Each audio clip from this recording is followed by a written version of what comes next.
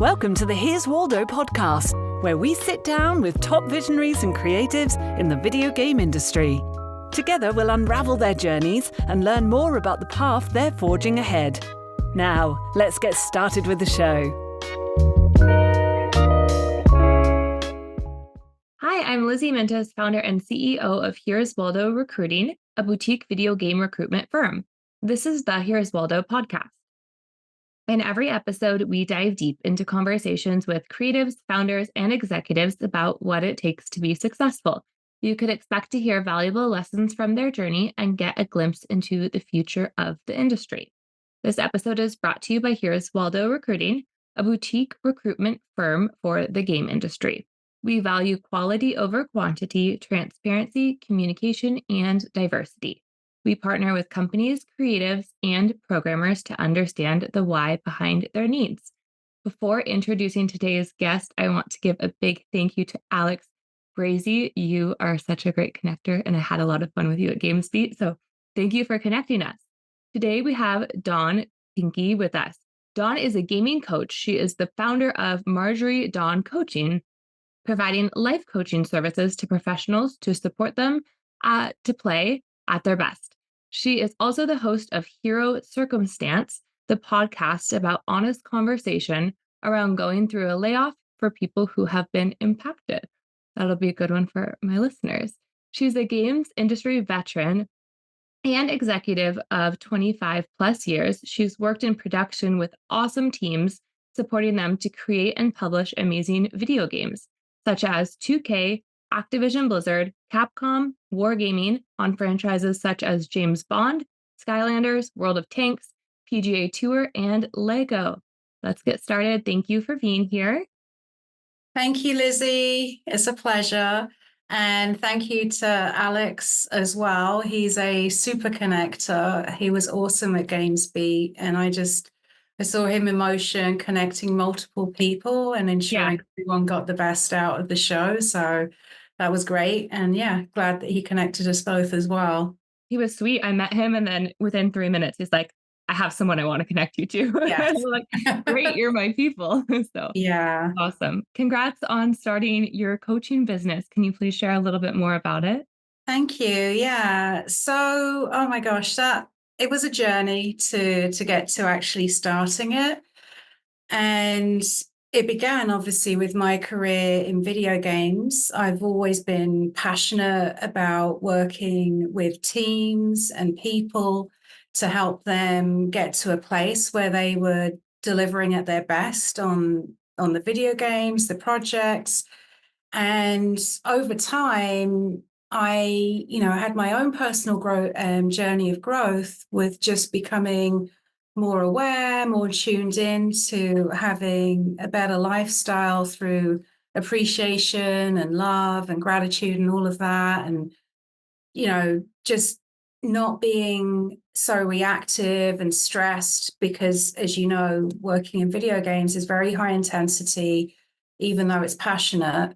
So it was kind of a combination of my love of, working with people, then my own journey of self-growth that then further enhanced my love of working with people. And my job just became, really was what drove me every day. I was just turning up for my teams and engaging them. And, things just started to fall into place. And I started to realize that I would love to be a life coach. So I started studying in the evenings on top of my intense executive career. I was studying for a couple of years, and that was the journey to me starting my business. Congrats. I love when businesses start from all the things you love and going the extra mile. I think a lot of people are maybe not familiar with a life coach or a coach in general. It's kind of a newer thought to many people. Can you please share a bit more about what it is that you really do, how you work with people? Yeah, I would absolutely love to share that. And also what you just said there about businesses starting, like from growth and what you love to do. Like I mean, I had all these ideas along the way when I knew that I wanted to be a business owner and be my own boss. but nothing ever stuck because it wasn't my passion, it wasn't my gift, and that's why when this all fell into place, I knew it was right. I knew it was what I was meant to be doing. It's a service. Anyway, so life coaching, I'll tell you what it's not. It's not telling you what to do. I don't tell people what to do, and I don't give advice. And I don't talk that much either in a session, which is the interesting thing. You would think with life coaching that you're like Mr. Motivator or Mrs. Motivator, and telling people like how to live their lives better and all of that. And it's not about that. So it really is about like if you were to come to me, I would create this space where we would create this space of awareness, whether you've got an obstacle or something that you want to achieve, or, something that's just, not resonating in your life, or maybe you've just got like a long-term plan, whatever it is. I'm going to talk to you about it, and I'm going to ask you questions in a way that will open up your awareness about whatever it is. So your focus is less narrow. And then through that awareness comes the awareness of all the multitude of things that you could be doing to move yourself forwards. And yeah, I mean, that's the essence of it. The questions, the awareness, there are techniques that I have to draw out plans and actions and, and open up awareness even more. And coaching is goal orientated.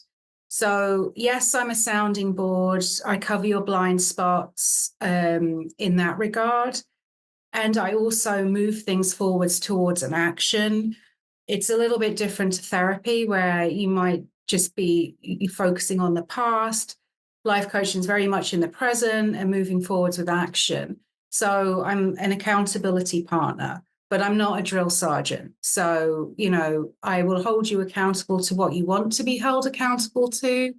And if life happens and that was, you didn't achieve that, that's fine. We'll just talk about that and move forwards with what does work. That's what it's all about. It's about the individual, because there is no one method, works for all. Everyone's different, right? Everyone's situation is different, and how they would like to handle it and the actions that they would like to take that fit their daily schedule is different. So it's all about the individual and nothing to do with me telling you what you should be doing. Although, but I do have tips if they are needed. I bet that's a pretty common misconception. Like, I'm going to come work with you. You're my life coach. You're going to create my life journey for me. Yeah. Who's a good candidate for a life coach? Like, who is your ideal client? Is it somebody that, has wants to develop a plan and goals, or kind of has them already? Is it specifically people in games? So, honestly, anyone is a client, because I have different clients with different goals and needs. So within gaming, ideal clients is anyone going through a career transition, anyone, and that can be a layoff or just looking to expand into something different, and anyone that just wants help with performance at work and being more strategic and achieving goals. Because, right now things are intense, right? If you've got a job, it's super intense because of what's going on in the work environment with the layoffs, and everyone's working like extra long, hard, days, to keep those jobs. So, I definitely help with that, or just, being more strategic and on your game in general with your career. So definitely in the video games realm, but, high performers can still benefit from a coach. It is just, again, like I said, opening up the awareness, covering the blind spots, helping you to discover, oh, okay, I could take these actions to accomplish what it is that I need. Or it could be that, you're not a high performer and you want to be, right? So, it can be career, it can be personal life, it can be all of that.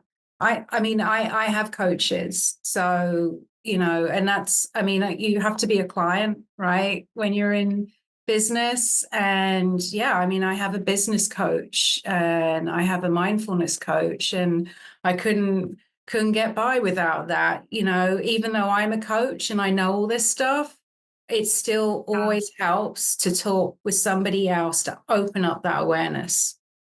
I also have a coach, and I have so many people that I ask questions to all the Yeah. time because you need that different perspective. And I like my coach. I respect my coach. I would say maybe I'm a little bit scared. I don't want to disappoint my coach. And it's kind of like when let's say you want to get in shape, right? Like I'll sign up for a gym membership. I don't really care. I'm not going to go, not me personally, but people in general. But if you sign up for a trainer, you feel a little bit more indebted. So I like, I like to have someone, and I like to have someone I'm paying because it just makes me more accountable personally. Yeah. Well, I'm glad that's working for you. Yeah, I think that most anybody can benefit from it, really. But if I don't do sports, I don't play sports, I don't watch sports, that's just not an innate capability of mine. So I think if you come from really a sports background, you would have a lot more insight as to coaching and what they can do. But maybe if you don't play or watch sports as much, it might not be as common of a concept, but hopefully more and more. I want to talk about career changes because that's your area of expertise. Can you talk about making your career change and what advice you give to people who are making a career change? Yeah. So, good question. I guess, well, mine was a journey, and it was really hard because I knew that I wanted to do it. I just didn't know what I wanted to do. And I feel like I did all the practical work of, I went and saw a career coach actually. What am I good at? What are my strengths? What are my passions? I read all the books on, being an entrepreneur and starting your own business. And I did all the research about having an online business and doing SEO and all those things. And, I was looking outside of myself. I was constantly looking out because I'm like, what do I do? I don't know how, and going to these other places. When I gave up and I stopped and I just started following my intuition and going with the flow of, where my passion was, everything fell into place. That's how life coaching fell into place. It really was just not putting all that energy into looking and just letting it emerge, right? By following what I was passionate about. And, what I'm passionate about is I do a lot of personal development. I'm constantly, as you may be aware, given you're an entrepreneur yourself, but just listening to podcasts and watching documentaries and reading and listening to books and, talking with people in the community and networking. And there's just so much. And I think just being in that flow of learning, that's how it all fell into place for me. So that personally is how the career transition happens. I like what you said about flow. I've been thinking about that a lot and how you can get into your flow state and noticing when you're in your flow state and what's working and what's giving you energy and what's not. Exactly. It's that noticing when there's resistance Yeah. or there's stress, or if you feel like you're forcing it too much, just take a step back. And because it applies to being in business as well, right? And that's one of the things that I love about being in business. What I get to employ every day for myself is being in flow. And, I have my mornings where I normally focus on something creative because that's where my mind is at its best, like inspirations, ideas, whatever it is. And then I do the rest of the day, there'll be tasks that I know like I don't need to think about that too much. So I'm not gonna put my time into it in the morning. But what I love is this isn't feeling good right now. I feel like I'm having to push this too much. So I'm just going to step away from it and I'm going to do what's feeling good right now. And you would never be able to do that if, in a company. Yeah, So, that's true. I have an entrepreneur friend I admire, and my coach tells me this too. Like, you can have 4 quadrants. Here are the things I like and I'm good at. Here are the things I don't like and I'm good at. Here are the things I have to do and I'm bad at. And here are the things I'm not good at and I don't like to do. And then you can figure out, like, okay, I need to give away the things that I yes. don't like to do and I'm not good at first, right? And Yeah. you can, obviously, as a business owner, you're going to, you know, call different states to get different tax numbers and do awful stuff like that for a while. For me, that's awful, but not for always. Yeah, yeah, absolutely. Yeah, definitely with the minutia, but just also sometimes with strategies that I have. I'm like, this isn't working, Yeah. so it's not what I expected. I feel like I'm having to force this too much. So I'm just going to step away and I'm going to do something else. And then maybe something will come back at me, Yeah, I guess it's what is it? Universal law, right? If you're like putting too much force into something, you can be pushing it away. Physics. It's true. I hadn't Yeah. thought about it like that. Can you talk a little bit more about your journey to be an executive producer, um, and how that correlates to what you're doing now? Yeah, absolutely. So as you noted in my introduction there, I started, just over 25 years ago in the industry, back when computers weren't mainstream. So I was interested in computers. I was a secretary. I was doing temping work as a secretary, and I love computers. So I went to night school, which is a thing back then, and I did a programming qualification. And then I used that qualification to join the video games industry because I had a history of beating my brothers at video games when I was younger. So I knew I was good at them. And at that time, especially like I didn't have programming experience, I just had the qualification. So a recruitment agency recommended to me to leverage the experience that I do have, which was admin, and go in the door in that fashion. So I joined my first gaming company as an office manager. And they took me on because I had the programming side, the technical side, and the technical director had said, like he was on board for training me and bringing me into the programming team. But I just decided, seeing the whole dynamic of how that company operated and the different roles, I just loved multitasking, like producing. I love it's just so dynamic because it's different at every stage of the project. So I got into that more. Although I will say, at that time it was so easy. There weren't that many women in the industry, and it was so easy to get pigeonholed. And I was pigeonholed in an admin role. And I didn't get out of office management for 7 years. I worked Wow. 2 development companies and they were small. So an element of it was there just wasn't the room to grow, but also it was just super hard to get away from being a woman who does admin. Like back in those days, like, Yeah. being secretary was still a big job for a woman. So yeah, it took me 7 years and I didn't give up. Like I just knew like I really wanted to get into a publisher, and I just knew like this is what I want to do. I can do it. I'm great at it.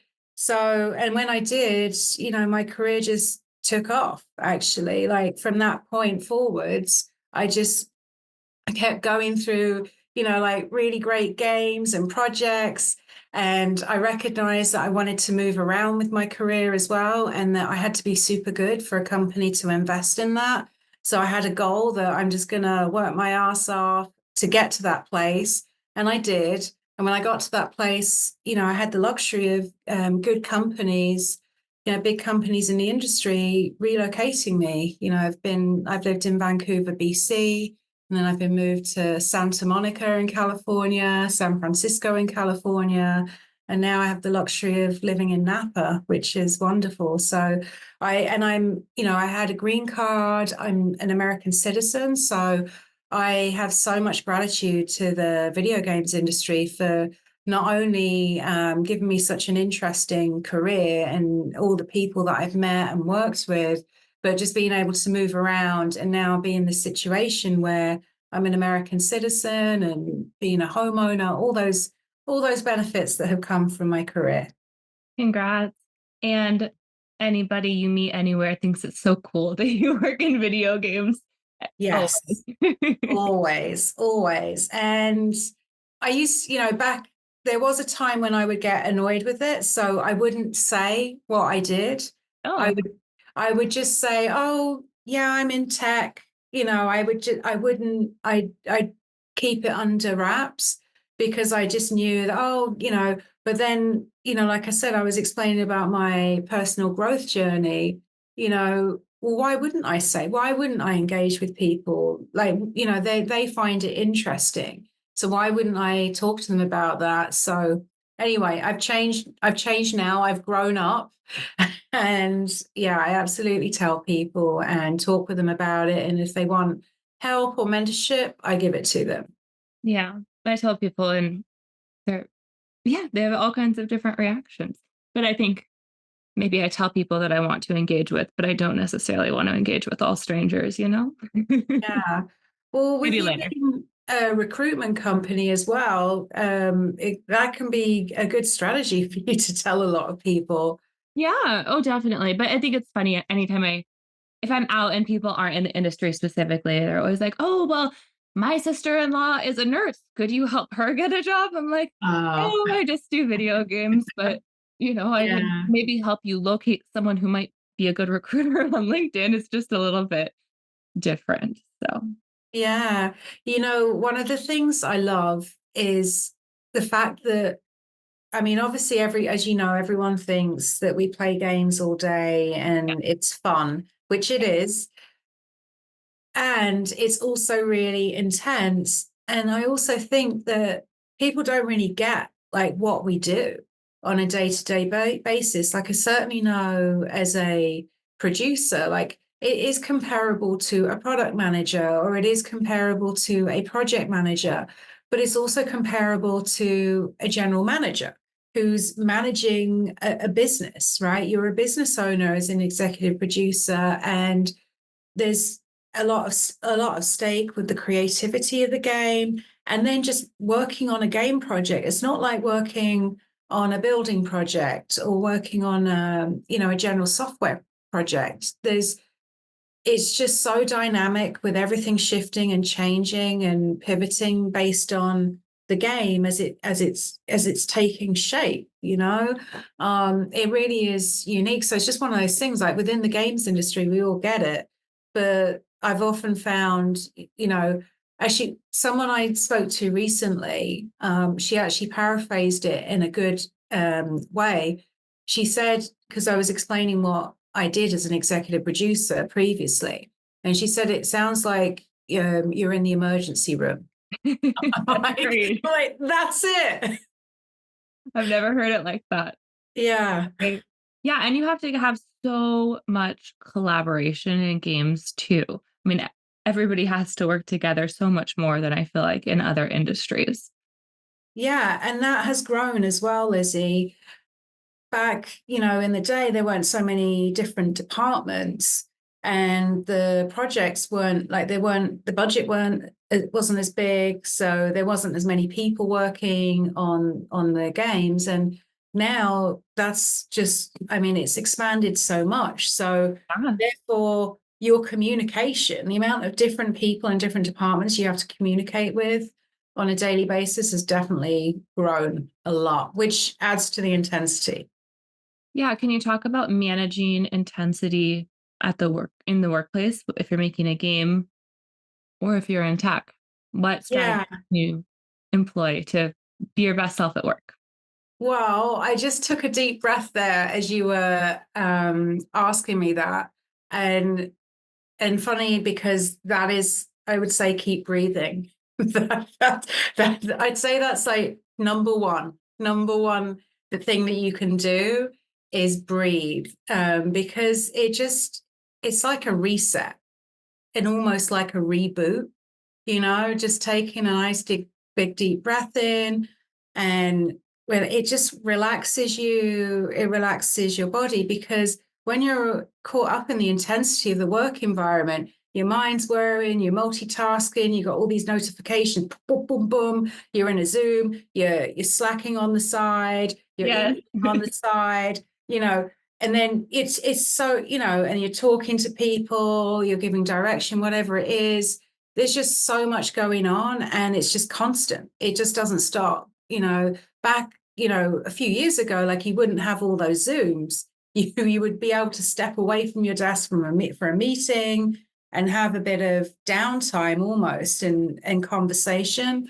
And that has gone now. And so I just say, like, taking little breathing breaks, breathe in between your Zooms, take a breath, because one thing that used to get me through is if I knew I had a really big day ahead of me, big meetings, I had to give a presentation, it's easy to start getting overwhelmed in your head and be like, oh my God. And I was like, you know what? As long as I keep breathing, I can absolutely get through the day. So that's a major tool. The other one I would say is being aware of tension in your body.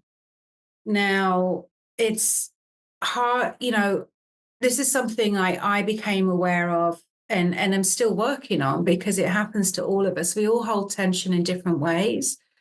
I realized that for years, unbeknownst to me, I had been clenching my belly. Like, I'd been holding it tensely when I was in meetings, conversations, or somebody would ask me something and I'd tense before I spoke, because it's just, with that intensity, I feel like you're just like operating at this high energy level, this high frequency, and you hold tension. You just don't realize it to get through it, because it's a lot. So again, like, with just taking those moments to relax, just be aware of that tension, because relaxing that is just going to help you be in a better place throughout the day. So you're not doing that damage throughout. Imagine your day, the difference between holding your body in tension all day versus being, relaxing your muscles. Like, that's going to make a big difference all around. So yeah, and then I'd say also, what I found useful for myself was, and I don't know if this is something you do yourself, is taking time out in the morning to have a morning routine. Now, a morning routine, like, it could be like, your morning routine could be 1 minute of self time to, mine's longer. But I have a 1-year-old and a 3-year-old, so my mornings are a bit chaotic, to say the least. okay, But you're right. I mean, you can still take time out or do your meditation app or yes. cold plunge. Well, exactly. And that's, Lizzie, this is where it comes down to the individual, like exactly what you Yeah. just said there. So working as a team to figure out, well, what can you do? What can you do to get you in a good place? For me, it was the morning. Maybe for you, it's at some other point during the day. But what I was doing by taking that time for myself is I'm focusing on me, and I'm strengthening my mindset and my resilience to then go and handle everything that's going on. And I'm showing up from this place of, because I feel good about myself. I just spend time on myself. I feel good about myself. Now I can give that energy to other people, and especially like in a leadership role. So that for me were, those are some key ways that I would handle it. And obviously there's a whole load of things that you can be doing throughout the day, and as I said, everybody's different. Everybody's going to find different things relax them as well. So Yeah. So do you recommend any particular app or maybe scheduling meetings a different way? Because I know, even personally, today is a great example. I have meetings from 7 a.m. to 5 p.m. I have small breaks. I have half an hour here and there, but it's not really, right? So if somebody has a day that's back to back, which happens, or let's say you're working and your game's coming out soon and you have to hit your deadline and you're, probably crunching. even though the studio said you're not crunching, you're crunching. How can you make time for yourself in those kind of circumstances? Well, definitely the breathing, like just stick a note somewhere in your environment, because you have back-to-back meetings, but a minute like is a long time, like a whole 60 seconds to just have a little step away. Especially like stepping away, like not looking at the screen for a minute can be really helpful.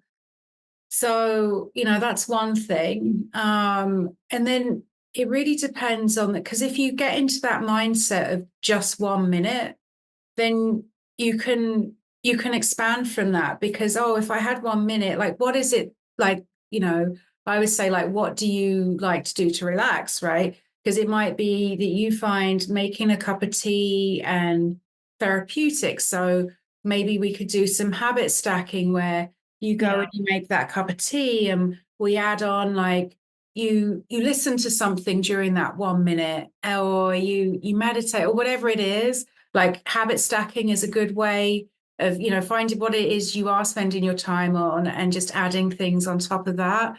But yeah, it's definitely a mindset, because I'd say the biggest thing is you just get caught up thinking there's not enough time. There's not enough time. I don't have enough time for myself. And I think it was the Dalai Lama has a famous quote about, if you think you don't have time to meditate, you need to go and meditate some more. And it's so true, because we've all got the same amount of time, and we all make our choices on how we fill it.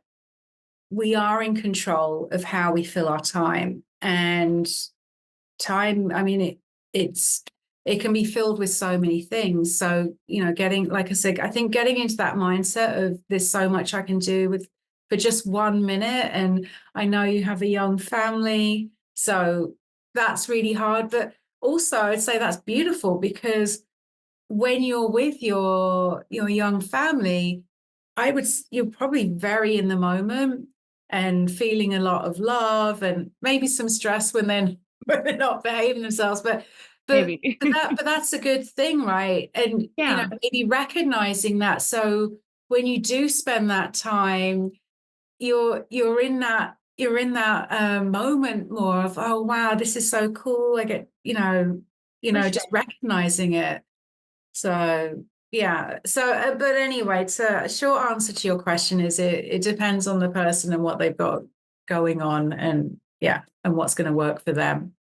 I like what you said about habit stacking. I like the book Atomic Habits a lot, and thinking about what habits you have, and you can brush your teeth. And then after you brush your teeth, like, yeah, then you're triggered, right? After you do it so many times, like, now I'm gonna, I don't know, meditate for a minute or make tea or whatever it is that makes you Yeah. relax. But yeah, right. When it's together, it's Yeah. easier. Or say some affirmations to get that confidence back up, because that can come down a lot in the work environment, because you're just reacting to what's coming at you externally all the time. And you Yeah. might lose a bit of confidence, or you're like, oh my gosh, why did they say that in that meeting? Were they thinking this? So sometimes ways to boost your confidence can also be a good refresher during the day.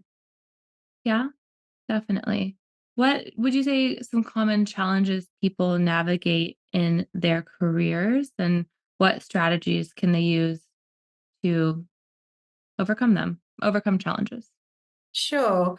Well, I say careers in general, it's very easy. Like, I mean, it is, like, I've been there. You get sucked into what you're doing with the company, and putting the company's needs first, and not necessarily thinking strategically about yourself. And I say this because I've been, I've been there, that's what I did. I would get caught up with the company, and then have the rug pulled out from under me, when there's a workforce reduction, or they're closing the company down. So I think not being on autopilot, starting to think, strategically and putting yourself first, that would be a big one for your career in general. You know, having that vision of why you're at the place that you're at now and what the next step is. And also, I'd say the other common thing that happens is, again, getting so caught up in your job that you're not taking the time out to network for yourself. Now, I know obviously with your business, you're out there networking, right? It's part of it, and it's part of mine now. But quite often, you know, I'd be so caught up, I wouldn't go to GDC, I wouldn't be as active on LinkedIn, you know, like I wouldn't be out networking, and I should have been, because you are your brand. You may be representing a company, but you should be thinking about yourself as well.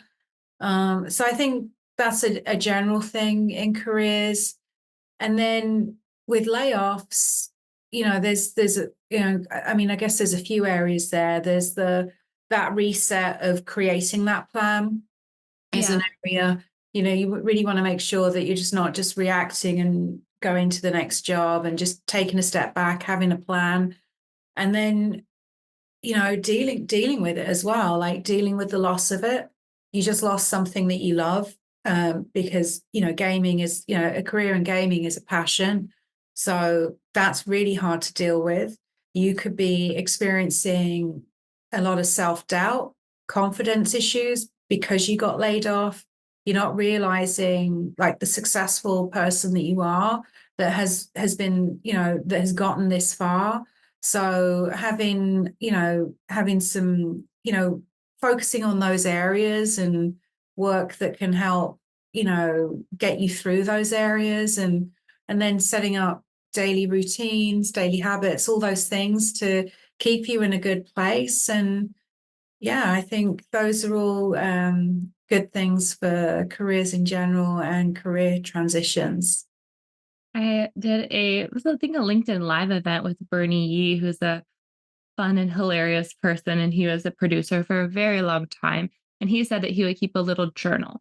And anytime anything would go well at work or he'd have a big accomplishment, he would write it down in his journal. So later he could put it into his resume. Or when somebody asked him during an interview about his accomplishments, he could easily look back at it. And I really like that. And I think that's a nice way to remind yourself of all the positive things that you do. Yeah, absolutely. I love that. I really love that. Yeah, because I mean, I journal myself. I journal for different reasons, but I love keeping that catalog, because you do forget, and then you're was it you're adrift, right? Yeah. And you're a bit lost, and you forget a lot of the things that you've accomplished, you know.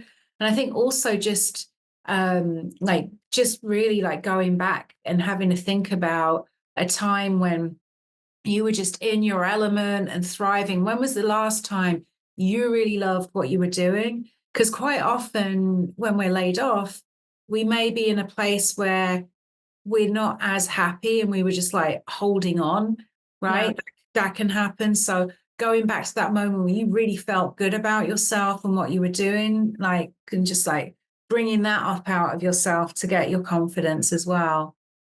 That's true. I think people, like you said, you're working somewhere, you're in a rut, maybe you're in your routine and you're not really thinking outside of the box. But when you're laid off, it is an opportunity to reinvent yourself or figure out what you want. And I like what you said about taking some time, because I think so many people get laid off and then the nightmare situation, get laid off, start applying for jobs right away, but you don't have a plan. You're in a bad headspace. You haven't thought about what you want. So Mm. it's really important from a recruiting and my personal career outlook is to really have a plan. Like, hey, here are the companies I want to work for. Here are the things that I care about in my job search. I care about the values of the company. I care about money. I care about working remotely. I care about the type of game, and getting really clear on that.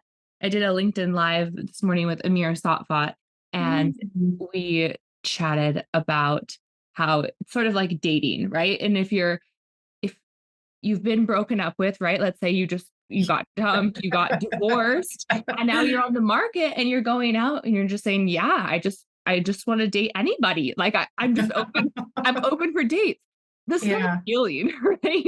And so it's really important to think like, yes, what do I really want? And then you can tell that person or that company, like, it's you, I want you, and they'll feel good and not gross. Yeah, that's a fun analogy. Yeah, because you did get broken up with. It is. Yeah. It's a loss. It really is a loss. There's stuff to process there. Yeah, I love that. And yeah, that's cool. What about career transitions? I know from my end, I think I see that people maybe have a hard time articulating about the career transition they want to make, and it makes it harder. Like the people can't connect the dots, right? Like you're a producer, but you want to become an engineer and you've actually taken all these classes, but you don't put that on your resume. Nobody gets it. So Mm. how can people make the transition and intentionally and with clarity show other people what it is they want and be clear about that? Maybe clear Yes. about themselves with themselves first. Yeah. So, I mean, in a scenario like that, if I was working with someone, we would like set it, we'd create a plan Yeah. around it, right? So that's the long-term objective, is to get there.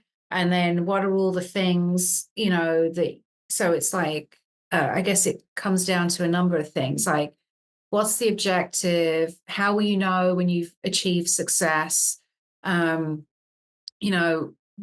what do you have now that's going to get you there? What attributes do you have? What characteristics do you have? What don't you have? What else do you need to do?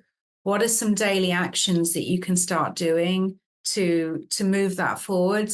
So it would be creating a plan around it, and obviously working on your communication of it would Yeah. be an aspect of that, right? So having somebody, I would work with somebody, I could be their sounding board on how they're going to articulate it. I've interviewed a lot of people in my career, so I know what is going to come across well as an interviewer, as I'm sure you do as well, Lizzie.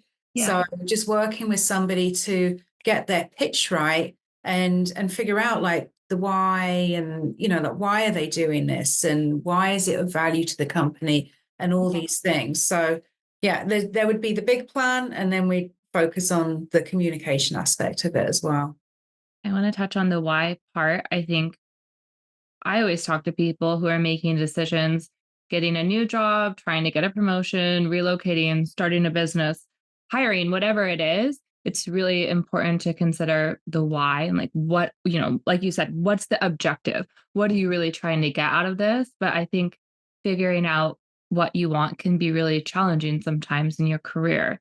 So, are there any tools or resources that you have for how people can figure out what it is that they want? I know that's a big question. Well, I mean, no, I help people with that, because that's the whole thing. Like what you think it is and where you'll end up can be two different things. So it comes down to putting the focus on it is the first thing, Yeah. right? In a meaningful way, right? Because have you really sat down to figure out what you want? And for me, like I I'll stick some, whether it's a whiteboard in front of me, or like a Google Doc, or my journal, whatever it is. It's For me, it's like getting something out of me. So just starting to write stuff down, right? And in a way, like ask yourself some questions, like, what do I want in my career within the next year, within 5 years? Do I really enjoy what I've been doing? What is it I don't enjoy about what I'm doing? Because you've got all the answers inside you, like your intuition is going to guide you. But I'd say it's just putting the attention on it and doing the work. And I, personally, I would do that, get it set in your mind a little bit, step away from it, go for a hike, whatever it is, see what just comes up in your mind. Like ideas pop up. That's your intuition. So, Yeah. and then start fueling it with those. I like what you said about stepping away. I feel like actually, you can have a shower idea. Like your subconscious is marinating on it. You put all your conscious effort into it. And then, yeah, I think it's nice to have a plan though, for me as a business owner and type A person. I like to have an idea about where I'm going. But I think if you don't have an idea of where you're going, how will you know what to do?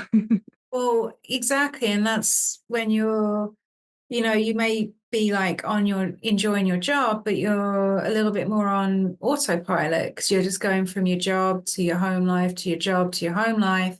And Yeah. that's where it comes into being more strategic about what it is that you want. Because when you know what you want, then you can take little mini actions towards that every single day.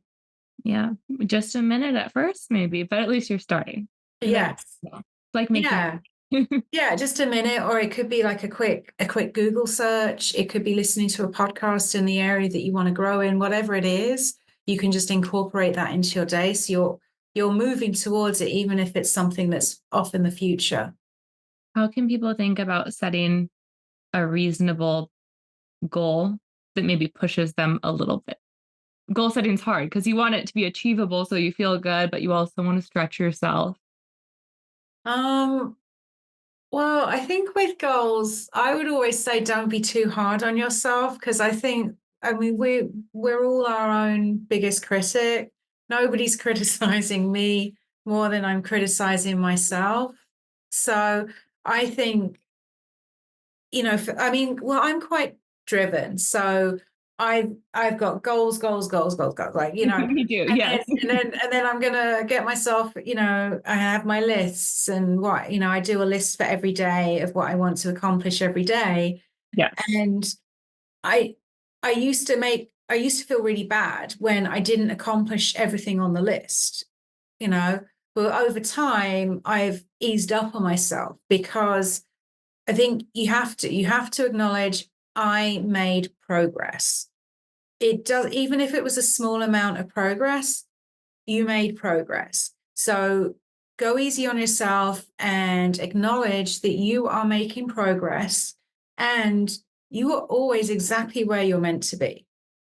You know, like we get caught up with time and, oh, I'm not moving fast enough in this, that, and the other. But we also talked about flow, right, Lizzie? Like you want to be in your flow. You don't want to be like rushing and forcing. So I feel like just go easing up if you're like us and you got loads of goals, easing up, recognizing the progress and feeling good about that and knowing that things are falling into place because you're taking small actions every day and you're exactly where you're meant to be.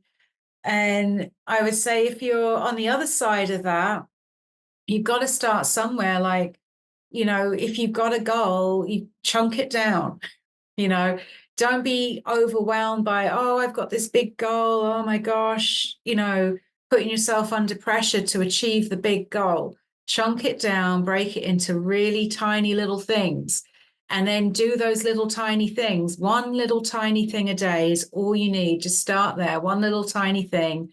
Eventually, you'll grow into more tiny things a day. But I think one tiny thing a day is a good way to go towards your overall goal.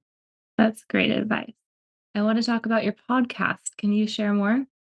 Sure. Yes. So yes, I as you know, when I bumped into you at Gamesbeat, that was before I started my podcast, right? And since then, I've started it, and I'm loving it. As we were talking about before the show here, it's a real fun thing to do. So if anyone's thinking about doing it, they should absolutely do it. I know, the other day I was thinking actually, because the podcast, what you realize when you get into podcasting is the space is so crowded.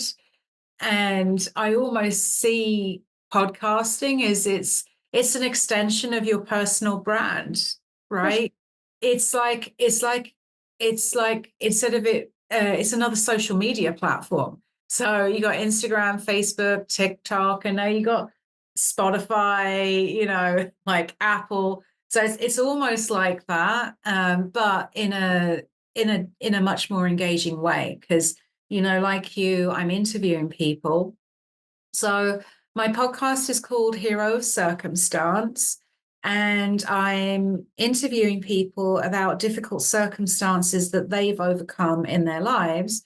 One of the topics has been layoff in the video games industry, and I do interview people in the video games industry but I'm opening that up as well. But yeah, like one of the topics has been layoff. The other that's emerging right now is entrepreneurship, because it takes a lot to do that, and the learnings that entrepreneurs have to share are useful for any professional to hear, whether they could apply that to their circumstance of being out of work or their circumstance of being more strategic within their career, and then just tough circumstances in general, because again, what it takes to go through that, the habits that you develop, the strategies that you learn, that's just really good to be able to share with other people. And I love interviewing people and hearing about that. So yeah, that's the podcast. And podcasting is fun. I like to ask people questions. When I was a little kid, my parents would always take me places with them just so I could talk to people for them, because I was always outgoing and I talked to everybody. And I know the lady at the hardware store's name and she knows my name and she gets me a little balloon. So I feel like, yeah, you're great at it too. And I feel like it's where we're meant to be. I'm excited. Yeah, I'm glad that that's perfect that you're doing the podcast and that it works with your business as well. Like the two worked out and it's so nice to hear how that was coming up for you in childhood. And now here you are doing it. Yeah, recruiting too. Just talking to people, helping them figure out what they want, maybe telling them the hard truth. Those are things I do and I like. Yeah. So I'm so happy to be here. I want to hear about your learnings as an entrepreneur. What's been the biggest surprise and what have you learned on your journey? So Oh, many things. oh my gosh. Journey. I learned that it was way harder than I ever thought it would be. Yeah. And I had worked in startups. So just so you know, I worked for a couple of Bay Area startups for 2 years. And that was on my route as well of, like my journey to becoming an entrepreneur myself, because I thought, it's good to be in that, learn how to run a business. And those startups were hard, but yeah, like being out for yourself, it's super hard. You are constantly pushing yourself outside of your comfort zone every single day. The fact that I've got a podcast, like I didn't start this thinking, oh, what I'd really love to do, I'd really love to have a podcast. But that was something that just came up with flow. And at the time it came up, I was open to it. But I remember I don't know, at some point early last year, a friend of mine had said, oh, yeah, you should do a podcast. And I was like, no, I'm not doing any of that. I don't like that, and then here I am doing it. So, yeah, I ended up doing a bunch of things that I didn't know I'd be doing, pushing myself outside of my comfort zone, finding it harder than I thought. I thought it was going to be easier. And there's just like so much to do. The biggest thing is my time. So I just really have to be careful with how I'm spending my time every day, because when you've got your own business, it's just like I guess it's just endless. The amount of things that you have to do for your own business is just endless. So picking and choosing, because you just can't be good, you can't be across everything at once. But then it's been fantastic with just expansion and networking and becoming more aware of what I wasn't already aware of. Like even within my local community, all the people that I'm meeting and talking to and other, connecting with other business owners, it's like a whole other world. And I'm loving it, really loving it. And like I said, it's nice. It is nice to be doing what I like doing. And if I don't like doing something, like that's not the right thing for right now, or as you said, that's something that you move to someone else, because I have a trade now as well. So I have a service that I give to other people. And that's been really great as well. Because I often used to think, if everything went away, like all the structures that we've built went away, and we're like back to, I don't know, like farming or whatever it is. Yeah. Like, what is it that I have to offer? Like, if I just got plonked into like some village that's off the grid tomorrow, what have I got to offer? And, I was like, well, I'm good at like corralling people and getting them to do something, like my whole like career as in production in video games.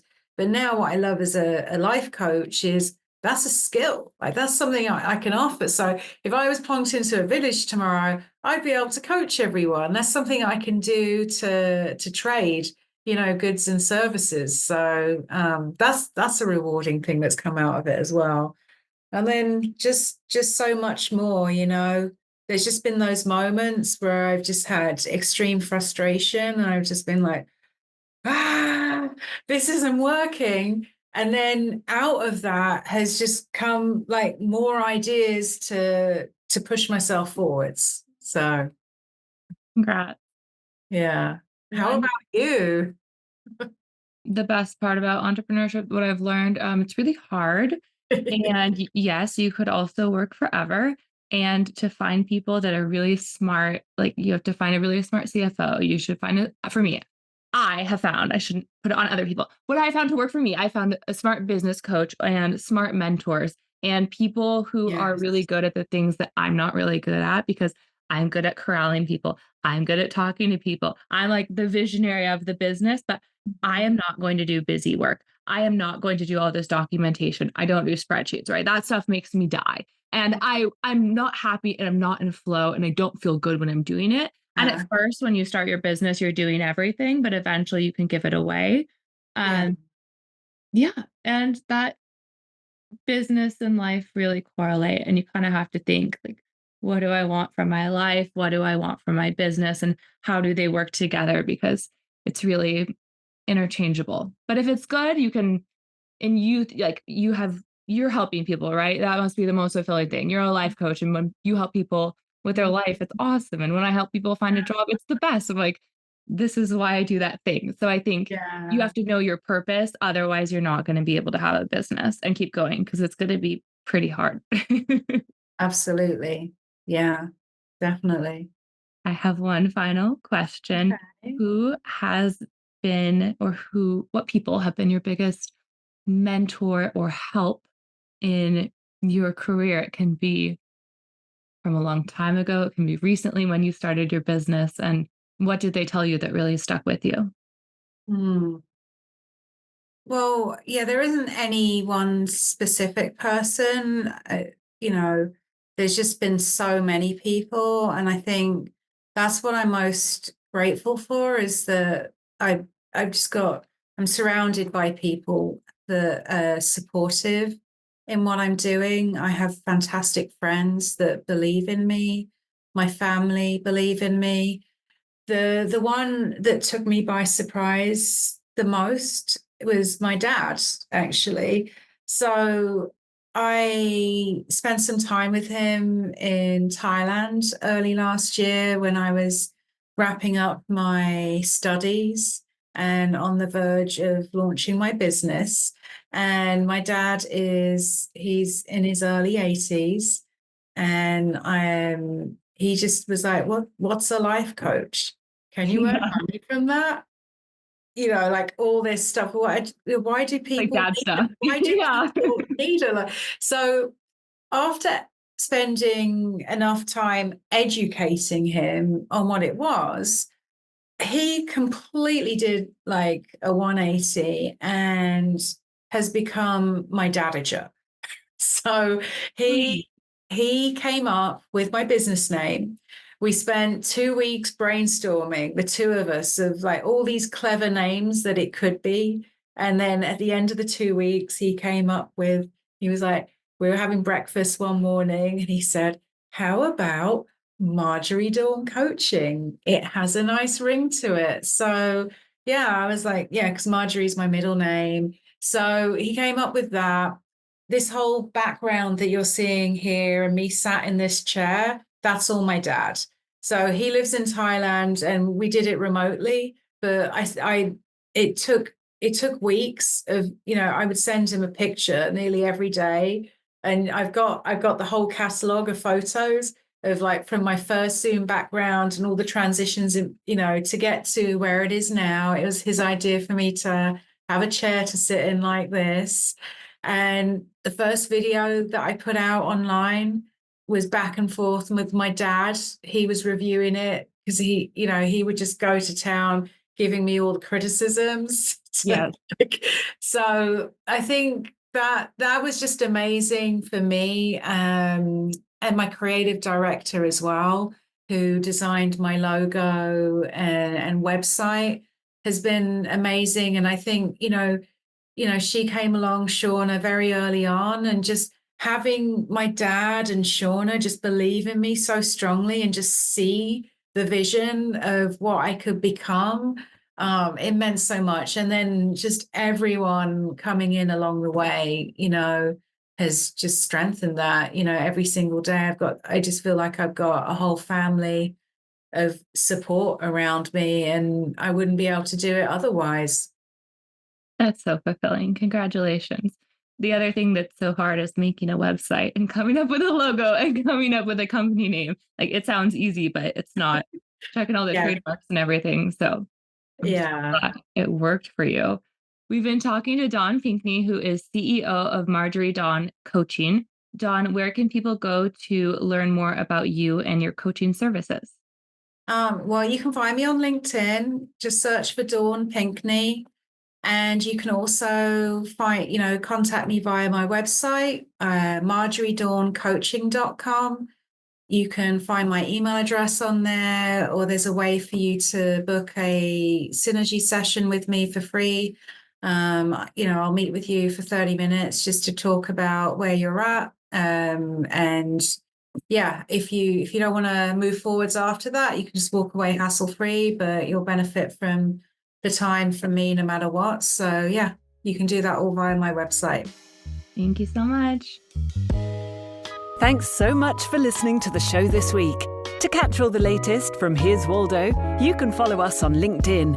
Be sure to click subscribe to get future episodes. We'll see you next time.